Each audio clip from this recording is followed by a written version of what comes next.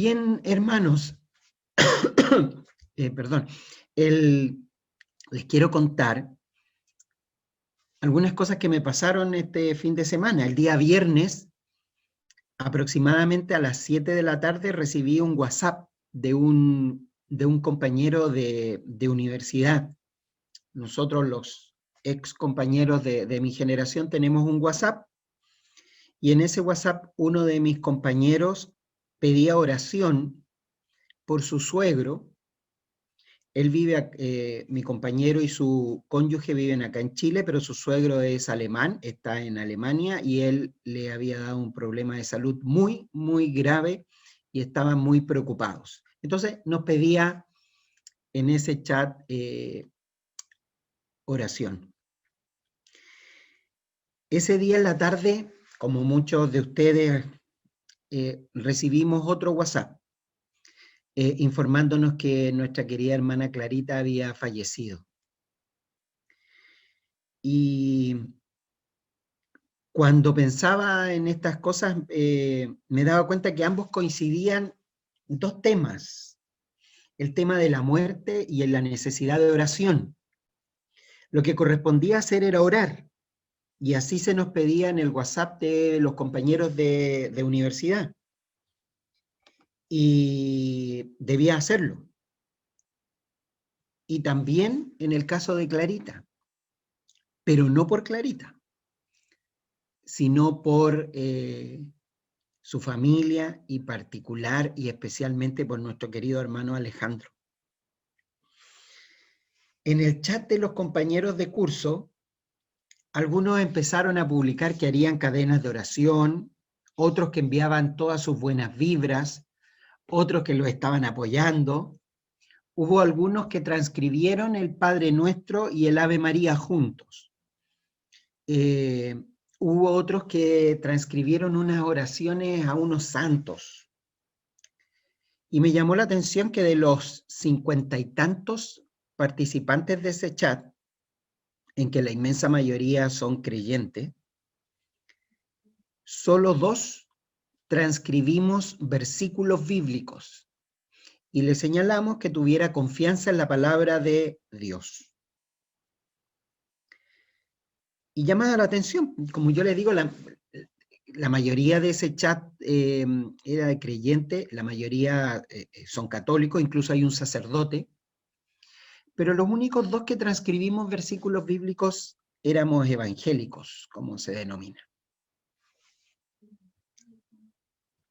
Por otro lado, el viernes en la noche orábamos con Andreita ante el fallecimiento de Clarita. Y mientras oraba advertía cómo la oración solo pedía a Dios la tranquilidad y paz a Alejandro y su familia en estos momentos complejos, en estos momentos difíciles. Pero con la tranquilidad y con la seguridad de que no tenía que elevar ninguna plegaria, ninguna oración respecto a la situación de Clarita. Con mucha tranquilidad lo digo. Mi compañero de curso estaba aterrado, y digo aterrado porque eso demostraban sus palabras, ante la posibilidad de que su suegro muriese, y demostrándonos cómo se sentía también su cónyuge respecto a la posibilidad de que su papá muriera esa misma noche. Por otro lado, pensaba ante la situación de Clarita, que por tantos años estuvo complicada de su salud, con una enfermedad que iba degradando sus pulmones, su respiración durante tantos años.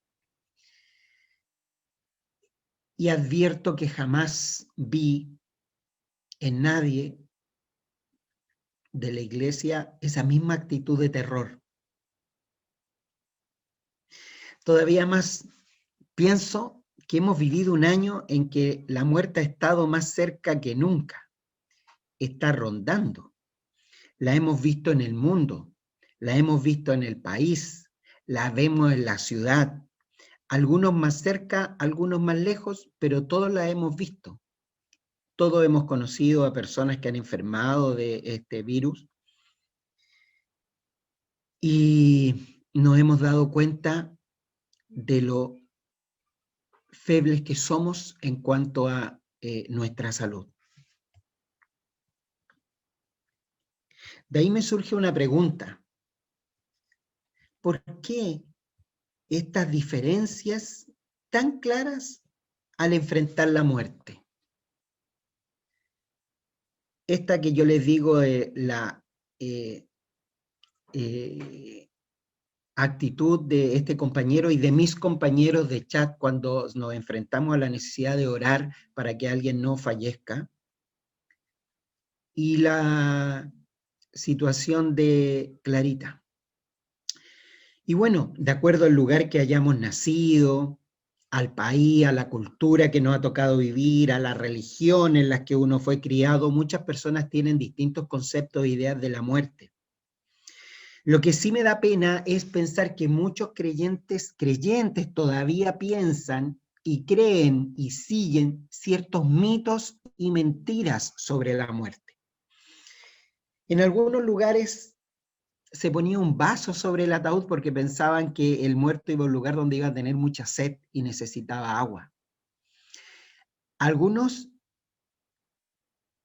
usan o han usado velas al lado del ataúd. Hoy día se han reemplazado esas velas, pero se siguen colocando velas. ¿Y ustedes saben por qué? Porque esas velas son para iluminar el camino del alma en pena, ya que hay muchos que piensan que los muertos recorren pasos o, como se dice vulgarmente, están penando. Otros piensan que es necesario pagar misas, hacer algún sacrificio para sacar a algún familiar, algún ser querido del purgatorio. Todas esas son mitos y mentiras culturales que nos apartan de la verdad escrita que está en la Biblia. Y imagínense cuánto más podría decir yo respecto a los ritos de la muerte de religiones no cristianas e incluso de sectas humanistas como los masones, por ejemplo. A mí me tocó estar en una oportunidad en un funeral de una persona que era judía, pero pertenecía a la masonería y le hicieron las dos ceremonias o ritos. El rito judío hebreo, hermoso, era ver la historia misma, y el masón lúgubre, tétrico. Bueno, ¿qué es la muerte? ¿Qué dice la Biblia del morir? ¿Qué pasa cuando nosotros morimos? Y acá no voy a hacer un estudio respecto de la muerte, específicamente dónde se va el alma, si hay un estado esperando el juicio, si el juicio inmediatamente. Hay mucho que dogmáticamente, teológicamente, se trata este tema. Quienes asistieron a las clases del credo de los apóstoles tuvieron una muy buena clase respecto a este tema. Quienes estuvieron en las clases de primera y segunda de Pedro también trataron estos temas respecto a qué pasa después que el cuerpo empieza a descansar y morimos. Así que yo los invito, hermanos, aprovechando este paréntesis, para asistir a todas las clases que la iglesia hace. Se aprende mucho. Y en este caso, aprendimos de esta etapa que nos toca vivir. Yo respecto a estas preguntas, ¿qué es la muerte? ¿Qué dice la Biblia del morir? ¿Qué pasa cuando morimos? Yo quiero responderlas con algunos versículos. Solo eso. Responder algunos versículos y con eso entender que esos versículos nos van a iluminar. No voy a entrar más en el fondo, pero sí en la palabra. Y primero que todo, tengo que recordarles que en Hebreo 9:27 dice que todos vamos a morir indiscutiblemente. Y podemos morir siendo bebés, o jóvenes, o muchas veces en nuestra vejez. Y aquí quiero hacer otro paréntesis. Qué enorme y maravillosa bendición es llegar a la vejez y esperar la muerte en ese estado. Porque yo recuerdo, y una de las primeras cosas que aprendí fue este mandamiento que tiene una promesa. Honra a tu padre y a tu madre para que tus días se alarguen en la tierra que Jehová tu Dios te da. A quienes tenemos la maravilla de tener a nuestros padres vivos, qué hermoso mandamiento el que nos da el Señor, y además con promesa. Qué enorme bendición. Pues bien, todos vamos a morir indiscutiblemente. ¿Y qué es morir? Morir para la biología, en definitiva, es la ausencia de vida en el organismo. Los médicos dicen que morimos cuando cesa toda nuestra actividad cardiorrespiratoria y no tenemos actividad cerebral. Eso es lo que se llama la muerte cerebral. El cerebro deja de funcionar, se apaga. Y médicamente se dice que el cerebro se apaga, incluso aunque siga ventilándose el cuerpo a través de máquinas, hay muerte, porque el cerebro se apaga, no se vuelve a prender. Esa es la muerte para la ciencia, para la biología. Y nosotros no decimos que no sea eso. Decimos que es más que eso. Decimos que al morir hay una separación. La muerte es una separación. Así como la muerte biológica es la separación de nuestro cuerpo con nuestra alma, el cuerpo deja de funcionar en esa maravilla que creó el Señor. Nuestra alma no muere en el sentido de que deja de funcionar. Lo que hace Dios ante la muerte es separar nuestro espíritu del cuerpo. Y a quienes somos bendecidos por la palabra del Señor, nos traslada a un mejor lugar. Miren lo que Jesucristo, y en otros versículos bíblicos también está presente.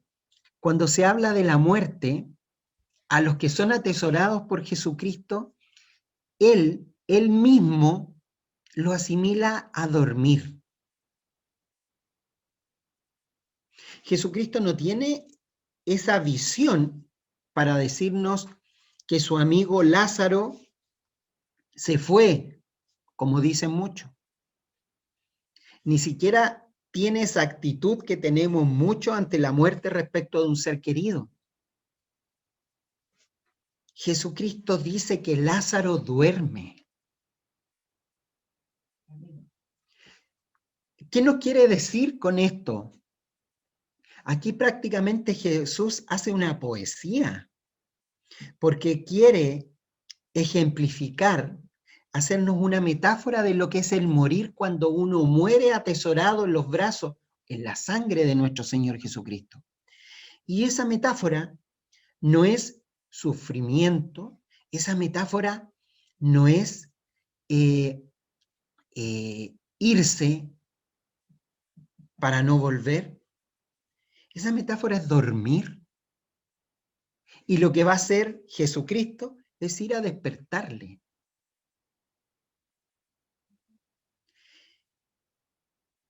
Evidentemente, Lázaro no estaba durmiendo como lo sabemos nosotros. Lázaro había muerto porque su corazón, sus pulmones dejaron de funcionar, su cerebro se apagó.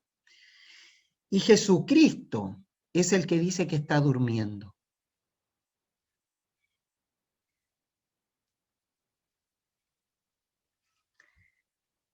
Cuando Jesucristo dice que está durmiendo, hasta sus discípulos se confunden y ellos pensaron, entonces pensaron ellos que estaba reposando, que estaba descansando, que estaba durmiendo. Entonces ahí Jesús tiene que decirles claramente que Lázaro ha muerto. Es llamativo que Jesucristo utilice esa expresión, tanto por lo que significa que el que duerme va a despertar, como por lo que no dijo, como son esas expresiones de que hay sufrimiento, de que la persona se fue, no la va a ver nunca más, etc. Duerme. Y después Jesús le habla a Marta. Y cuando le habla a Marta, yo le quiero hacer una petición. Ahí en Juan 11, 25 y 26, particularmente en el 25, donde empieza el versículo, cambia el nombre de Marta. Póngale el suyo. Le dijo Jesús a José, a Felipe, a Mónica, a Verónica, a Osvaldo, a Erika. Le dijo Jesús, después de la muerte de su gran amigo Lázaro, yo soy la resurrección y la vida, el que cree en mí, aunque esté muerto, vivirá. Y todo aquel que vive y cree en mí, no morirá eternamente. Y ahí viene la pregunta para el nombre de la persona que se puso al principio del versículo. ¿Crees esto? Yo les pregunto. Y todo aquel que vive y cree en mí, no morirá eternamente. ¿Creen eso que dijo Jesucristo, que Él era la resurrección y la vida?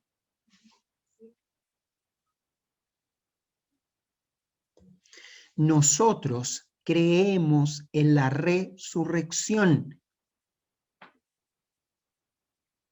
que Jesucristo venció a la muerte, que Él resucitó y que todos nosotros resucitaremos para vivir eternamente en su gloria.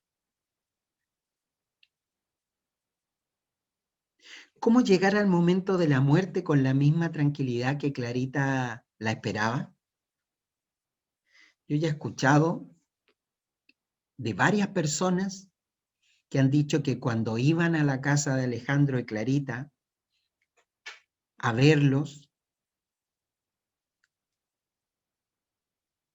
a darles consuelo, tranquilidad, hablar con Clarita era salir consolado y con reposo, que ella era la que transmitía la tranquilidad y la seguridad.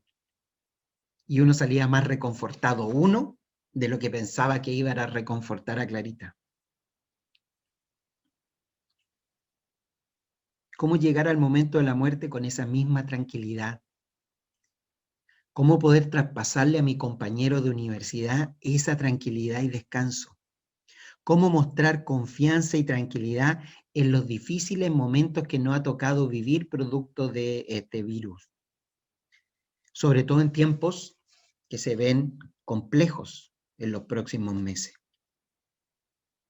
La verdad es que solo confiando en la palabra del Señor y que su palabra es verdadera. Él es la resurrección y la vida. El que cree en Él, aunque esté muerto, vivirá.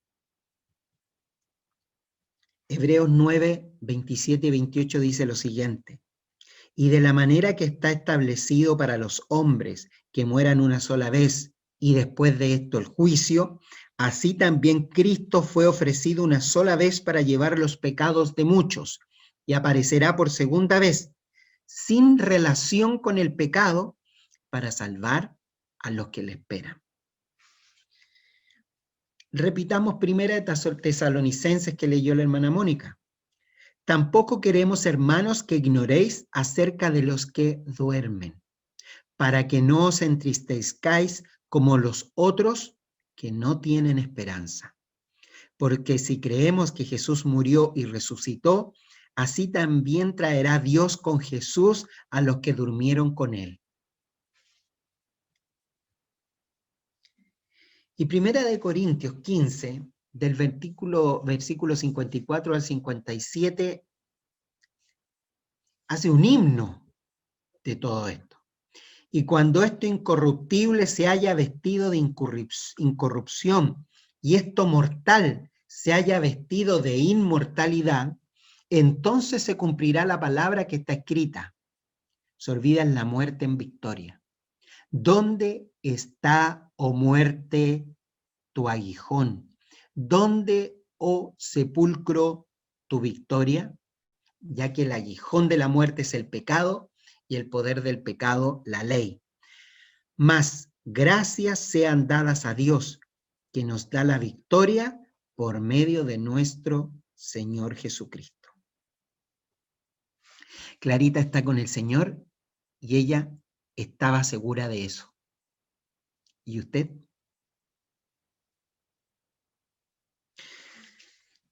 Quiero recordar nuevamente lo que Jesús dijo. Yo soy la resurrección y la vida. El que cree en mí, aunque esté muerto, vivirá. Y todo aquel que vive y cree en mí, no morirá eternamente. ¿Cree esto? Quiero parafrasear a un gran pastor centroamericano diciendo lo siguiente para terminar. No lo olviden, con Cristo acá solo vivimos esta parte de la eternidad. Luego de la muerte, gracias a Cristo, nos toca vivir la otra parte de la eternidad. Amén. Oremos, hermanos. Señor y Padre Celestial, gracias te damos porque tu palabra nos da seguridad y nos reconforta.